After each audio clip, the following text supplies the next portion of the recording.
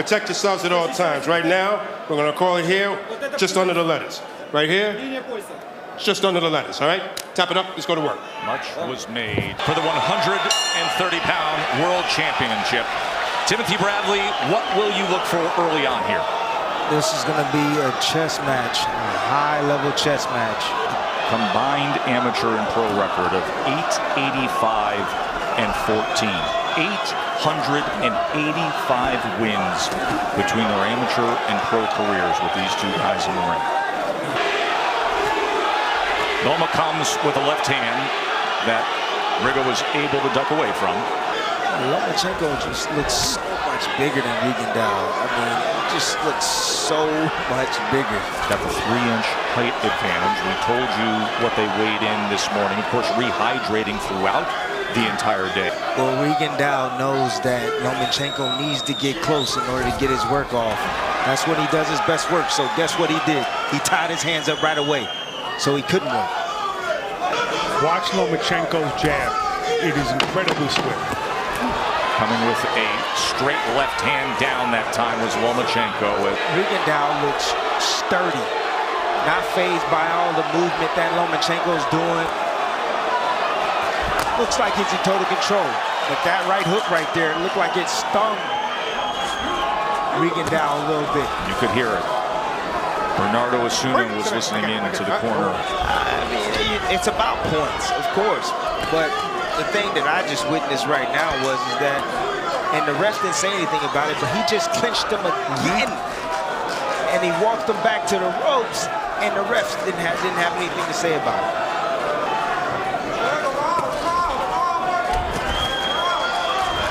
Lomo trying to get to the inside behind that jab. There's another moment there, and on what was assumed to be a break, he connected. He was trying to pull free. That was the concern pre-fight, and now Willis will have a conversation with him.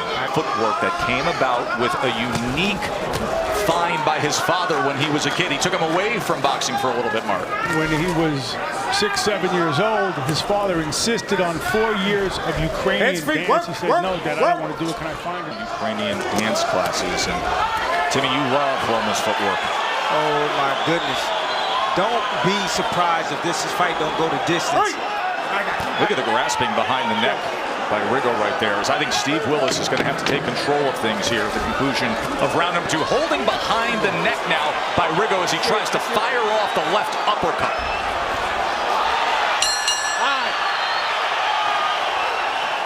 Both men come with an exchange. There was the uppercut and then the straight short left hand by Loma, saying, come on, let's make this a fight. And it is indeed.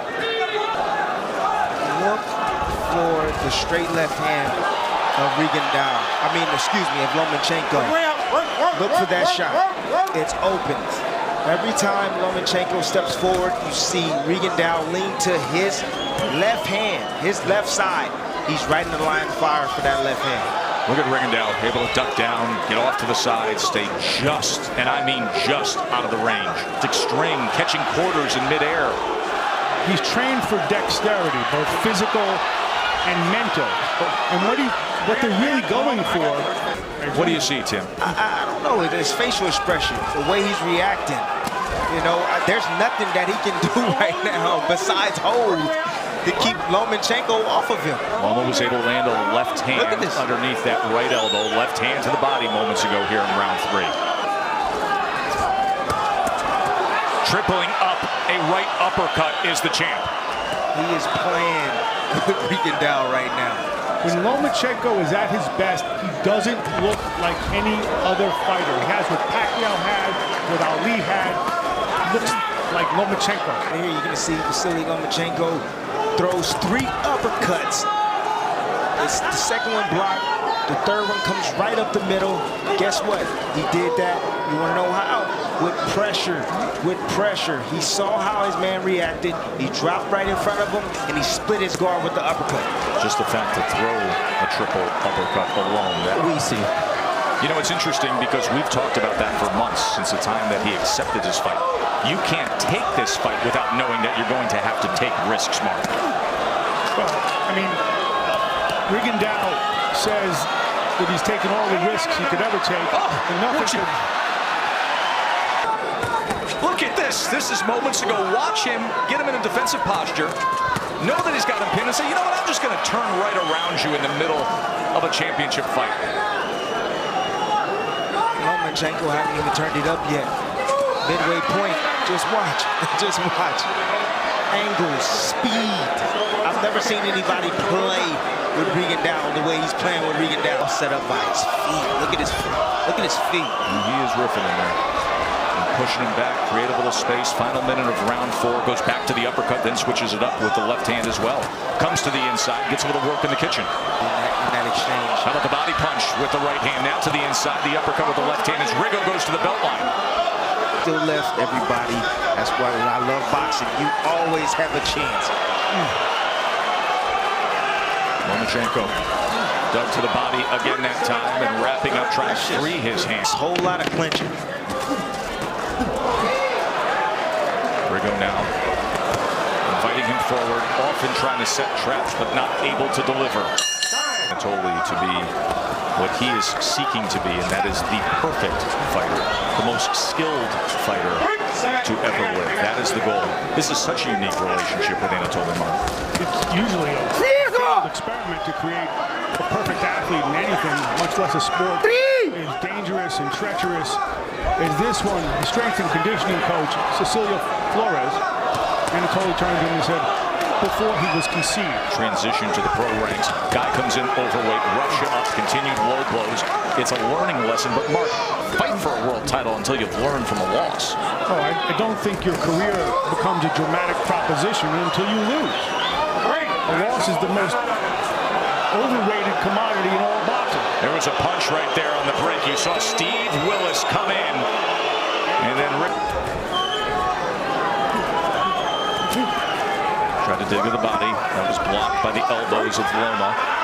That's over time and time again. It's really hard hitting a guy that's going down so low like that. It really is. That time he turned to give an angle with the right hand. Well, I would throw my right hooks like he's doing there right there. That's what I would do. And come behind it when he pops up with the straight left hand. You have to remember, this is a guy who can hold it. Harry threw his punch with the most intent that we've seen tonight. Look at Lomo as he's being ridden back. I think Steve Willis is going to have a lot of work ahead of him as we get to these middle and later rounds here of this world title fight as Loma's in control.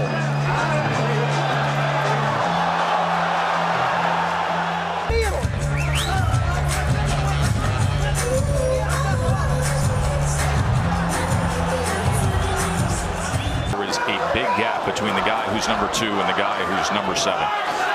For a guy who considers himself a gentleman sportsman, Lomachenko, he certainly adapted well in his repertoire, you know, and I like it. I honestly like it. He's not going to allow anybody to be dirty with him and hit him with low blows or put him in the...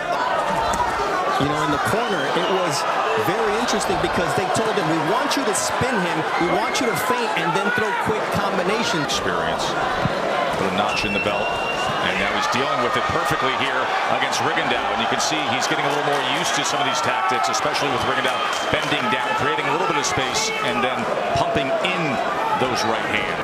Tim, how do you solve Lomachenko, or how do you attempt to if you're Rigondeaux? All I'm going to say is that I don't think that person is born yet. I truly believe that. His footwork. There's a point deduction now. Cuban fighters, and he said that Rigondeaux's face was the saddest I've seen on the island. And that pathos is what I saw in the corner there. The defeated guy. Into the autumn of his career, he is finding the most skilled fighter in the world opposite him. Another combination from Loma and Loma as we come to the end of round number 6 here.